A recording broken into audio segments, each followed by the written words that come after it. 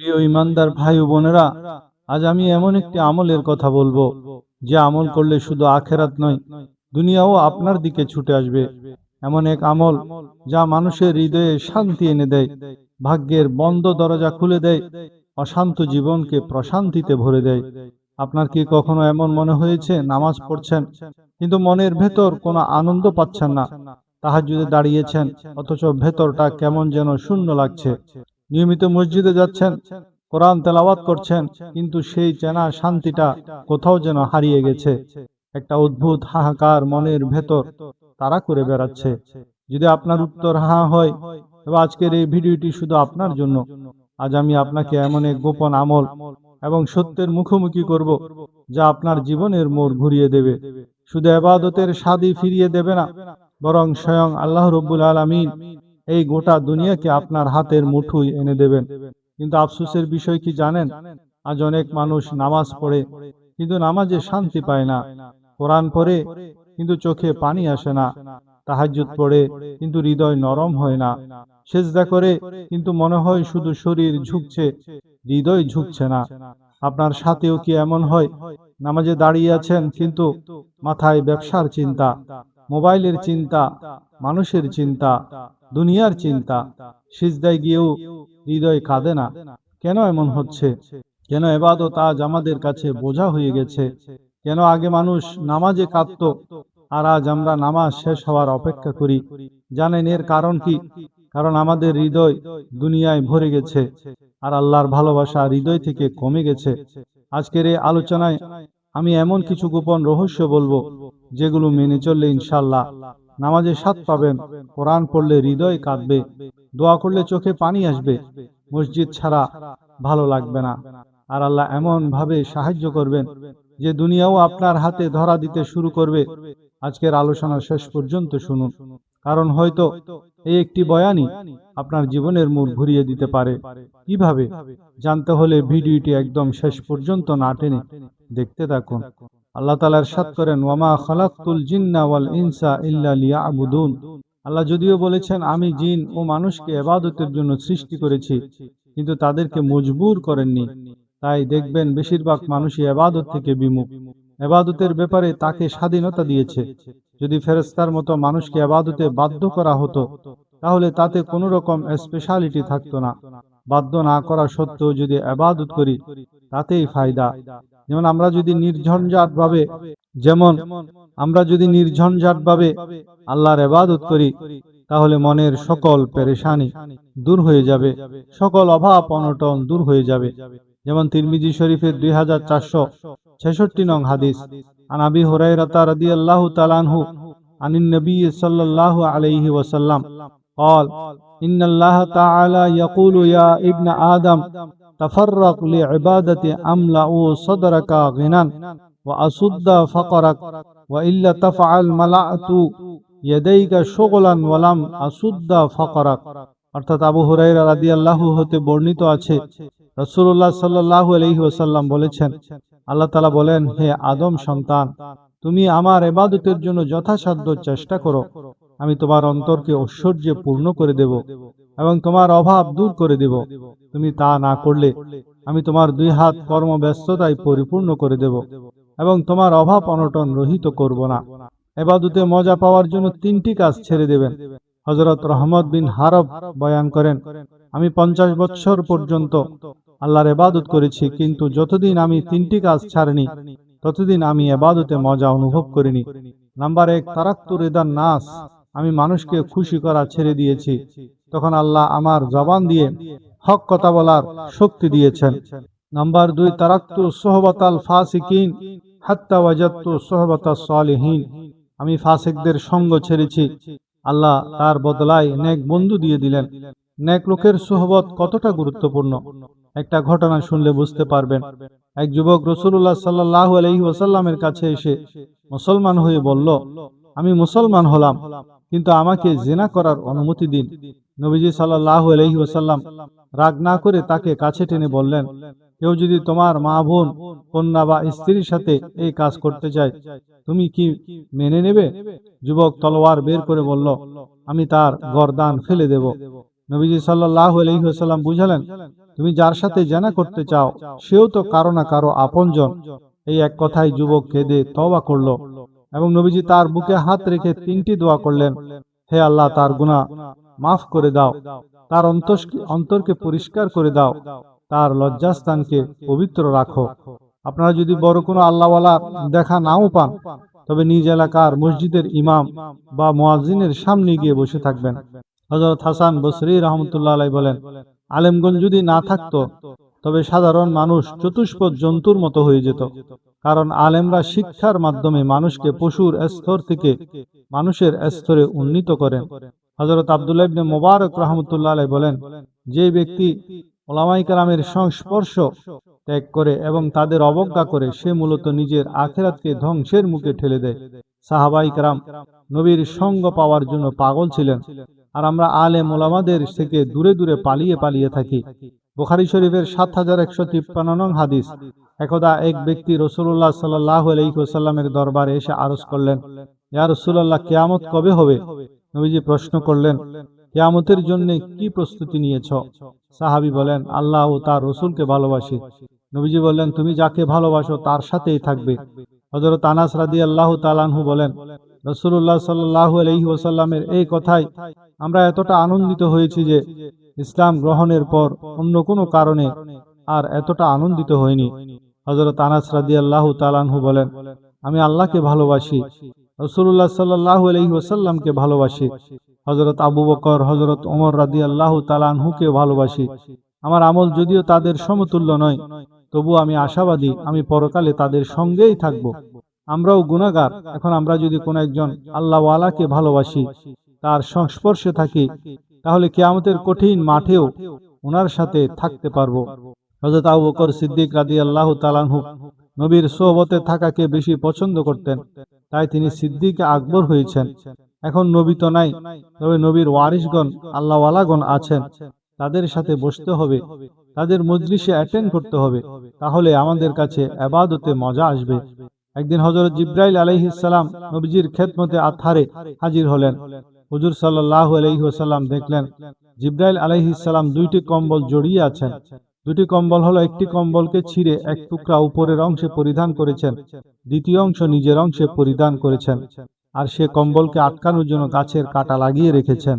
যখন হুজুর সাল্লাল্লাহু আলাইহি ওয়াসাল্লাম জিবরাইলকে এই অবস্থায় দেখলেন, তখন প্রশ্ন করলেন, মা শাআনুকা ইয়া জিবরাইল, হে জিবরাইল, তোমার এই কি অবস্থা? জিবরাইল আলাইহিস সালাম জবাব দিলেন, ইয়া রাসূলুল্লাহ, এটা শুধু আমার পোশাক নয়, আজ আসমানের সকল মাখলুকের পোশাকই এটা। হুজুর আবার প্রশ্ন করলেন, হে জিবরাইল, হুর গেলমানদের পোশাক তো আলিশান পোশাক হয়, কিন্তু আজ এমন পোশাকের রহস্য কি? তখন জিবরাইল আরজ করলেন, উনজুর ইলা সিদ্দিক, হুজুর আপনি একটু এই দরবারের কোণে বসে থাকা আবু বকর সিদ্দিকের দিকে তাকিয়ে দেখুন। হুজুর তাকিয়ে দেখলেন আবু বকর সিদ্দিক এক কোণায় বসে আছেন, কিন্তু আজ আবু বকরের গায়ে কম্বলের 2টি টুকরা, আর তাতে বোতামের জায়গায় গাছের কাঁটা লাগিয়ে রেখেছে। হুজুর সাল্লাল্লাহু আলাইহি ওয়াসাল্লাম জিজ্ঞেস করলেন, ও আবু বকর, আজ আপনি এটা কেমন পোশাক নিয়ে এসেছেন? আরজ করলেন, ইয়া রাসূলুল্লাহ, আমার কাছে মাত্র এক জোড়া কাপড় আছে, আর আজ ধুয়ে দিয়েছি, মৌসুমের কারণে কাপড় শুকায়নি, কিন্তু আপনার মজলিসে না এসে আমি থাকতে পারি না, তাই আমার ঘরের এই কম্বলটি 2 টুকরা করেছি, একটি উপরে পরিধান করেছি, একটি নিচে পরিধান করেছি। ইয়া রাসূলুল্লাহ, রাস্তা দিয়ে আসার সময় আমি বোতামের জায়গায় গাছের কাঁটা লাগিয়ে দিয়েছি। হযরত জিবরাইল আরজ করল, ইয়া রাসূলুল্লাহ, আবু বকর আপনার ভালোবাসায় মগ্ন হয়ে এই পোশাক পরিধান করে যখন রওনা হলো, তা দেখে আরশের মালিক মহান রবের খুব পছন্দ হয়ে গেল। তাই রব্বুল আলামিন আসমানি সকল মাখলুককে আবু বকরের মতো পোশাক পরিধান করার জন্য হুকুম দিলেন। সুবহানাল্লাহ। তাহলে ইবাদতে মজা পেতে হলে বান্দাকে রাজি করা বাদ দিয়ে আল্লাহকে রাজি করার নিয়ত করতে হবে। অসৎ বন্ধুদের বাদ দিয়ে নেককার লোকের সহবতে ইখতিয়ার করতে হবে। তারপর 3 নম্বর হলো, তারাকতু হালাওয়াতাদ দুনিয়া হাত্তা ওয়াজাদতু হালাওয়াতুল আখিরা। দুনিয়ার মজা ছেড়ে দিতে হবে, তাহলে আল্লাহ আপনাকে দুনিয়ার মজা আখিরাতের মজা দুইটাই একসাথে দিয়ে দিবেন। দুনিয়ার মজা কি? আপনার টিভি সিরিয়াল দেখতে মজা লাগে, আপনার বাজারে গিয়ে দোকানে বসে বসে বন্ধুদের সাথে আড্ডা দিতে ভালো লাগে, আপনার ক্রিকেট ম্যাচ দেখতে ভালো লাগে, বিশ্বকাপ ফুটবল দেখতে ভালো লাগে, মোবাইলে গেম খেলতে মজা লাগে, রাত জেগে জেগে গল্প করতে মজা লাগে, ফেসবুকে রিল দেখতে মজা লাগে। এভাবে দুনিয়ার কি কি জিনিস আপনার মজা লাগে, যা আপনাকে মসজিদে যেতে দেরি করে দেয়, নামাজে গেলে তাড়াতাড়ি বের হয়ে আসতে টানে, সেই সব জিনিসের একটা লিস্ট করবেন আর মাসে একটি একটি ছেড়ে দেওয়ার চেষ্টা করবেন। এভাবে যদি আপনার 12টি দুনিয়ার মজাদার অভ্যাস থাকে, 1 বছরে আপনি সবগুলি ছেড়ে দিতে সক্ষম হবেন। তারপর দেখবেন আপনার আগে কেহ মসজিদে যেতে পারে না, আপনার পরে মসজিদে কেহ থাকে না। হযরত মালিক ইবনে দিনার রাহমাতুল্লাহ আলাইহি বলেন, দুনিয়ার সবচেয়ে বড় শাস্তি হলো আল্লাহর ইবাদতে স্বাদ ও আগ্রহ হারিয়ে ফেলা। একদিন ফজরের নামাজের পর হুজুর সাল্লাল্লাহু আলাইহি ওয়াসাল্লাম এক সাহাবীকে প্রশ্ন করলেন, কাইফা আসবাহতা। হুজুর সাল্লাল্লাহু আলাইহি ওয়াসাল্লামের আদত ছিল তিনি ফজর নামাজের পর মুসল্লিদের দিকে মুখ করে বসতেন, জিকির আজকার করতেন, সাহাবীদের হাল হাকিকত জিজ্ঞেস করতেন, কে কি স্বপ্ন দেখেছে তাও জিজ্ঞেস করতেন আর তার ব্যাখ্যা করতেন। এক সাহাবীকে একদিন যখন প্রশ্ন করলেন, তুমি আজ কি রকম সকাল করলে, সে অসাধারণ জবাব দিল, আসবাহতু মুমিনুন হাক্কান ইয়া রাসূলুল্লাহ। হে আল্লাহ রসুল, আমার তো আজ সত্যিকারের মুমিনের মতো সকাল হয়েছে। তখন হুজুর সাল্লাল্লাহু আলাইহি ওয়াসাল্লাম ইরশাদ করলেন, প্রত্যেক কিছুর একটি গুণ থাকে যা দ্বারা মানুষ তাকে চিনতে পারে। এখন তুমি যে বলেছ তোমার সত্যিকারের মুমিনের মতো সকাল হয়েছে, তা কেমন একটু আমাকে বুঝিয়ে বলো। তখন সাহাবী জবাব দিল, কাআন্নী আনজুরু ইলাল জান্নাহ, ইয়া রাসূলুল্লাহ, আমার মনে হচ্ছে যেন আমি জান্নাত দেখতে পাচ্ছি।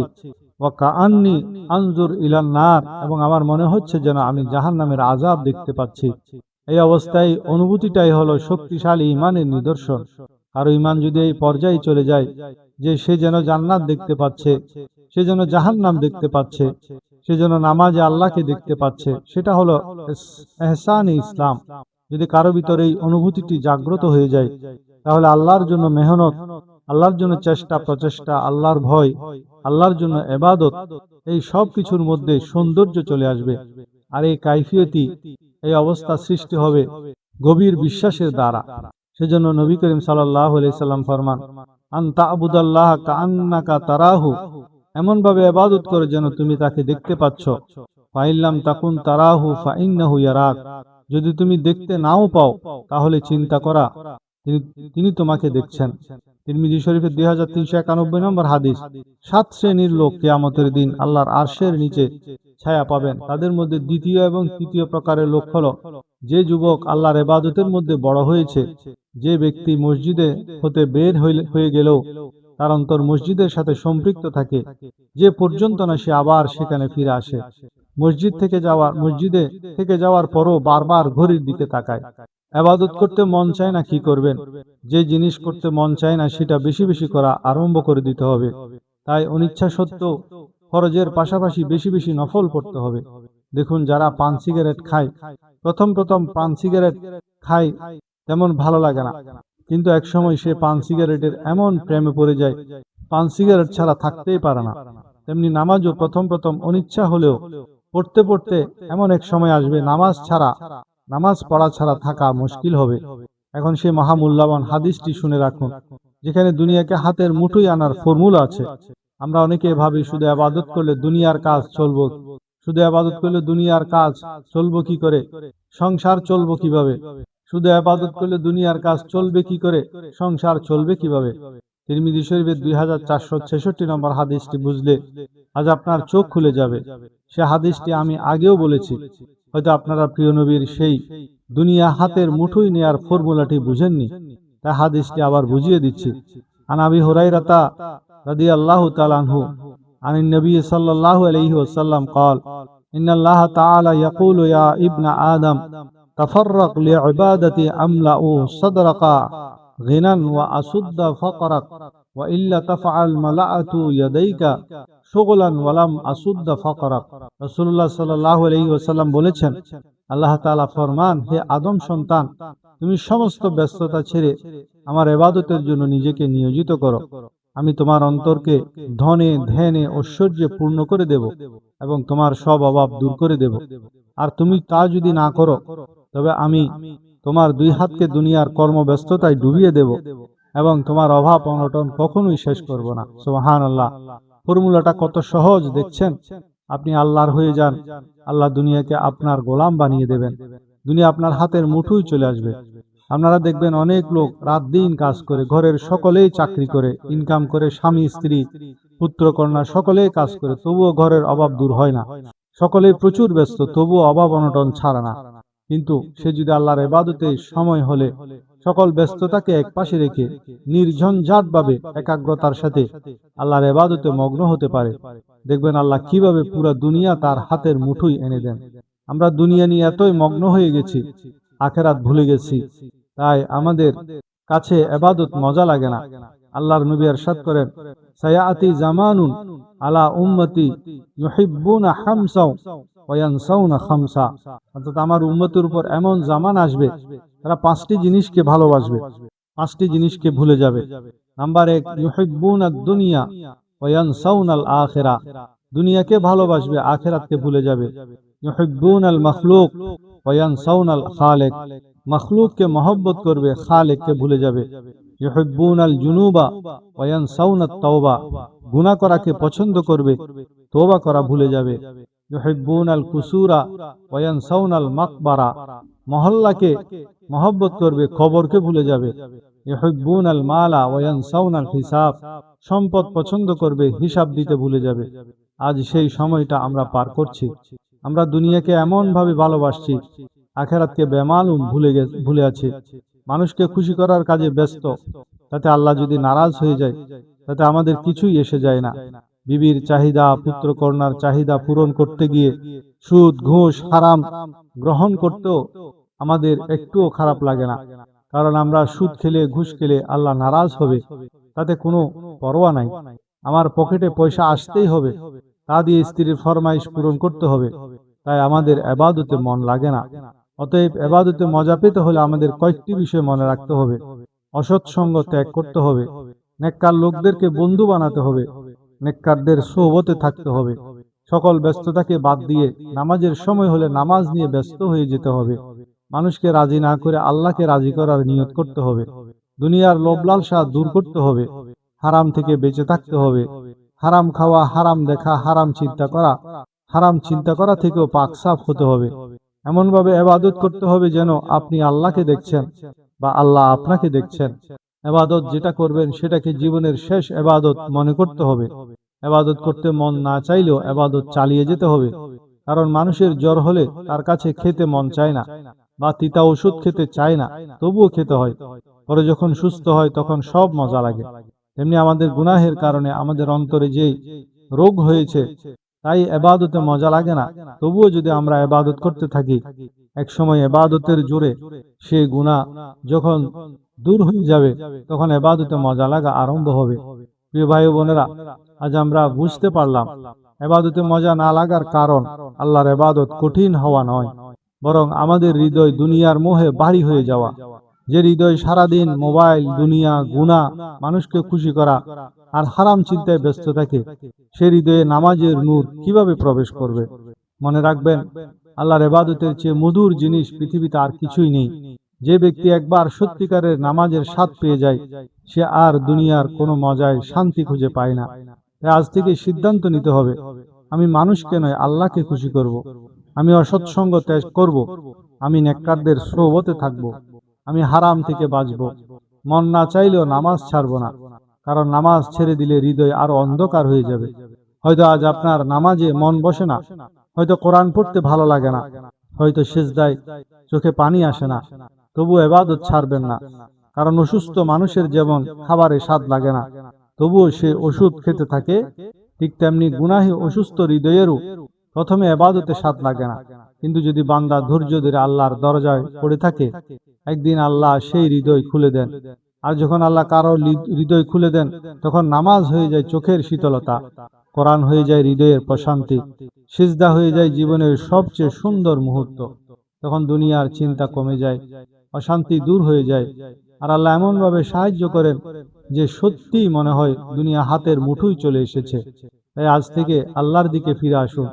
কারণ যে ব্যক্তি আল্লাহকে পেয়ে যায়, সে আর কিছু হারায় না। আর যে আল্লাহকে হারিয়ে ফেলে, সে সব কিছু পেয়েও আসলে কিছুই পায় না।